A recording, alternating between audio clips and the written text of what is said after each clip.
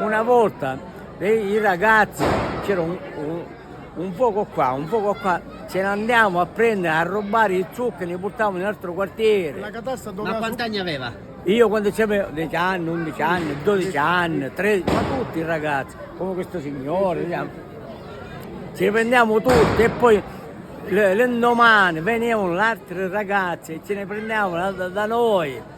C'era una scommessa, poi che faceva il fuoco, quello che faceva di più, quello faceva più alto, quello faceva di meno e ciò che ci rubavamo a lei. Si faceva la veglia per non farsi rubare i zuccheri. E poi c'erano perché se non c'era la veglia arrivavano, ti fregavano i zuccheri e tu arrivavi e non li trovavi. Non li trovavi. Le cataste di fuoco dovevano arrivare a superare 3-4 piani di casa.